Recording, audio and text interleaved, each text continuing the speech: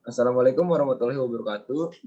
Perkenalkan, saya Andi Duryuditya bersama teman saya Arthur Joshua dan Lutfi Tomo dari kelompok 12 akan memaparkan jenis-jenis resiko perbankan.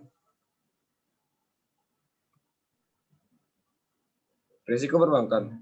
Risiko perbankan adalah risiko yang dialami oleh sektor bisnis perbankan sebagai bentuk dari berbagai keputusan yang dilakukan dalam berbagai bidang, seperti keputusan penyaluran kredit, penerbitan kartu kredit, valuta asing, inkaso, dan berbagai bentuk keputusan finansial lainnya, di mana itu telah menimbulkan kerugian bagi perbankan tersebut, dan kerugian terbesar adalah dalam bentuk finansial.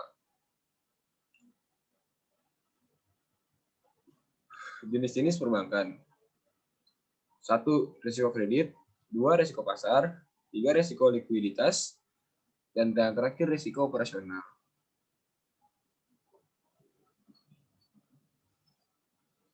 Satu, risiko kredit. Risiko yang disebabkan oleh ketidakmampuan para debitur dalam memenuhi kewajibannya sebagaimana yang dipersyaratkan oleh kreditur. Hal ini juga terjadi karena ketidakpastian atau kegagalan pasangan usaha atau counterparty memenuhi kewajibannya. Risiko ini berasal dari berbagai kegiatan fungsional bank seperti perkreditan, treasury, investasi, dan pembiayaan perdagangan yang tercatat dalam administrasi bank.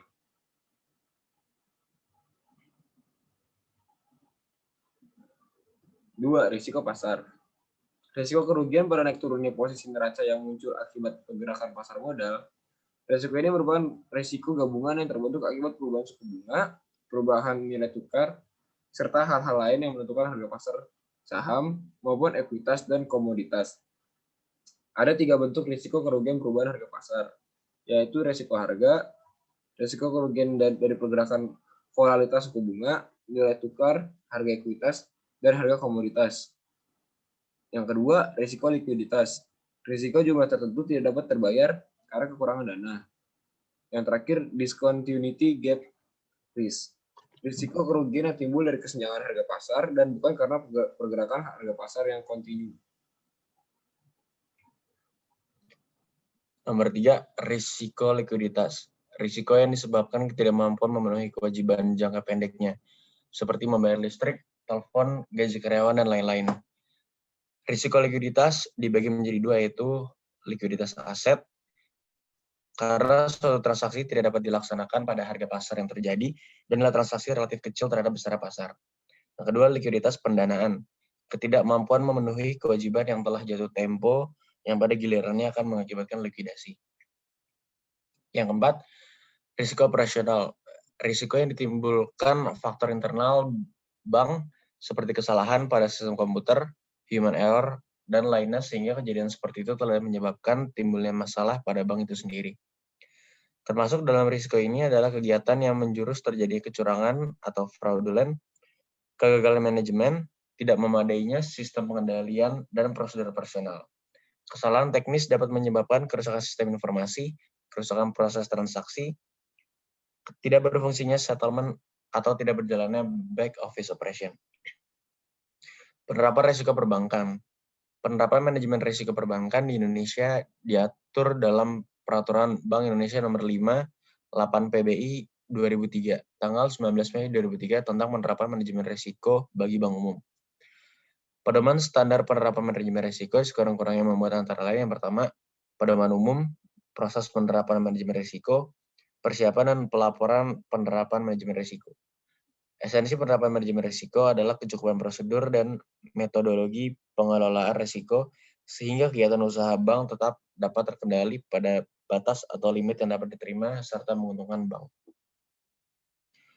Penerapan manajemen risiko bank dilakukan lewat adanya, yang pertama, pengawasan aktif komisaris dan direksi, organisasi dan fungsi manajemen risiko, kebijakan, prosedur dan penetapan limit, proses penetapan manajemen risiko, dan yang terakhir, pengendalian intern dalam penerapan manajemen risiko. 2 bentuk pemeriksaan perbankan. Yang pertama, pemeriksaan umum. Pemeriksaan terhadap semua aspek bank, yakni keadaan keuangan, kegiatan usaha, manajemen, dan kepatuhan bank terhadap ketentuan yang berlaku, serta sejauh mana bank mengelola risiko yang ada, dan hasil pemeriksaan disampaikan kepada Bank Sentral atau BI. Yang kedua, pemeriksaan khusus. Pemeriksaan terhadap aspek-aspek tertentu dari bank, baik yang terkait dengan pos neraca, sistem pengelolaan, kepatuhan, terhadap ketentuan atau kecukupan modal, maupun terhadap penyimpangan yang terjadi di bank. Antisipasi perbankan menghadapi tindakan pidana perbankan. 1. General awareness. 2. Good understanding. 3. Risk assignment. 4. Dynamic prevention. 5. Proactive detection. Yang keenam adalah investigation. 1. General awareness. Seluruh pegawai bank harus mempunyai kesadaran tentang kemungkinan terjadinya kejahatan berikut implikasinya, serta memiliki pengetahuan tentang bagaimana hal tersebut dapat terjadi. Yang kedua, good understanding, pemahaman tentang perlunya pedoman standar pengawasan dan pengamanan terhadap kemungkinan terjadinya kejahatan dalam operasional perbankan. Yang ketiga, risk assessment, yaitu mencantumkan kemungkinan terjadi kejahatan pada penilai risiko bisnis. Pedoman pengawas untuk mencegah terjadinya risiko harus ada pada operasional perbankan sehari-hari. Yang keempat adalah dynamic prevention, yaitu pencegah yang dinamis adalah pengawasan berbasis risiko yang berfungsi sebagai alat utama untuk mengidentifikasi hambatan dalam mencapai tujuan. Yang kelima, proactive detection, yaitu suatu organisasi perlu memahami kejahatan, risiko yang akan timbul secara proaktif dalam hal terjadi suatu kejahatan dan bagaimana kejahatan dapat ditangani. Yang keenam, investigation. Setiap bank harus memiliki tim investigasi atas suatu kasus yang terjadi. Tim tersebut dapat terdiri dari tim intern dan atau tenaga ahli dari luar yang dalam pelaksanaannya harus dilengkapi dengan standar atau pedoman investigasi.